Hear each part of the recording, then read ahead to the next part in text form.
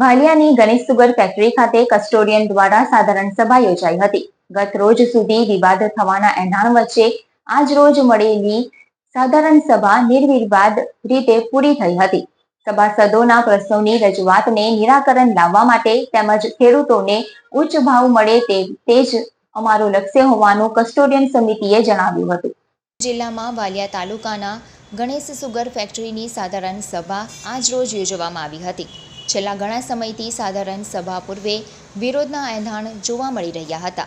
આ વચ્ચે કસ્ટોડિયન સભ્યોની અધ્યક્ષતામાં શાંતિપૂર્ણ રીતે સભા આજ રોજ સંપન્ન થઈ હતી.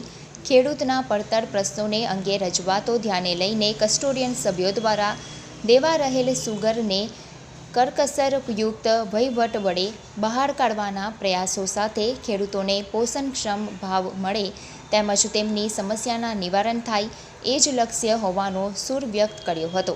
ખેડૂતોને લગતા પ્રશ્નોની અનેક સમસ્યાઓને હાલના વર્તમાન ચેરમેન મહેન્દ્રસિંહ મહેડાના હોય ખેડૂત સભાસદોને ખાતરી આપી હતી કે આવનારા સમયમાં ગણેશ સુગરના તમામ દેવામાંથી ઊંઘાડીને તેમજ આર્થિક રીતે સદ્ધર કરી ગણેશ સુગરને અમે બહાર કાઢીશું તેવી ખાતરી પણ આપવામાં આવી હતી. ગણેશ સુગર જ ખેડૂતોને આવનારા દિવસોમાં એક સારી ઓળખ ઊભી કરી આપશે તેવી ખાતરી ઉચ્ચારી હતી. આજની આ સાધારણ સભામાં દર વર્ષે જેવી રીતે સાધારણ સભા આપણે સહકારી સંસ્થાઓની અંદર એક આપણે એજીએમ સાધારણ સભાને આપણે બોલાવી પડતી હોય છે. વાર્ષિક અહેવાલનો એમને વહેલા પહોંચાડીને પછી એમના એ અંગેના કંઈક સવાલ હોય તો એ બાબતમાં એ લોકોને બોલાવવામાં આવતા હોય છે. તેના અનુસંધાને આજે બધા વાર્ષિક સાધારણ સભામાં સભાસદો આવેલા.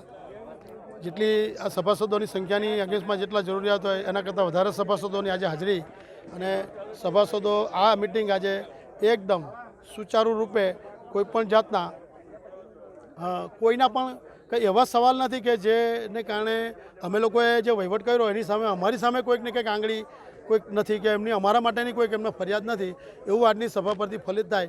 અને અમે આ છેલ્લા 2 વર્ષમાં કે 3 વર્ષથી અમે જે વહીવટ કરીએ છીએ એની અંદર અમે એટલું બધું ધ્યાન રાખીને એક પણ રૂપિયાનું ક્યાંક ખોટું ના થાય અને એક પણ રૂપિયો ક્યાંય પણ આપણે ક્યાંથી બચે એ પ્રયત્ન કરીને અમે વહીવટ કરીએ છીએ. ત્યારે આજે એક સ્ટેબલ આજે આખા પરિસ્થિતિ પર અમે લાવ્યા છે.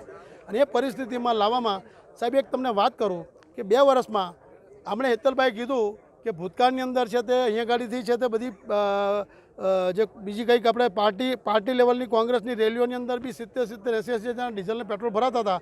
અમારા 10 ડિરેક્ટરોમાંથી 2 વર્ષ કે 3 વર્ષમાં 1 રૂપિયાનું ડીઝલનું વાઉચર પણ નથી કે 1 રૂપિયો બી અમે લોકો અહીંયા ગાડી મિટિંગમાં આવીએ છીએ તો અમારા બધા પોતપોતાના ખર્ચા આવે છે. અને આ નીતિ એવી રાખવી એટલા માટે રાખવી પડે કે આવનારા સમયમાં આ તમારો દાખલો બેસાડવો પડે.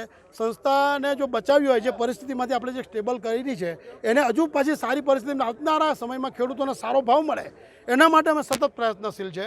અને એ ભાવ માટેના અમે આ બધી અત્યારે જે કરકસરથી જે કંઈક ખર્ચા ઘટાડી રહ્યા છે કે કરકસર કરીને વહીવટ કરી રહ્યા છે એની અંદર અમારા આશા એ જ છે કે આવનારા સમયમાં ખેડૂતો આજની તારીખમાં પણ સંસ્થાની અંદર નુકસાન વેઠીને પણ શેરડી આપે છે.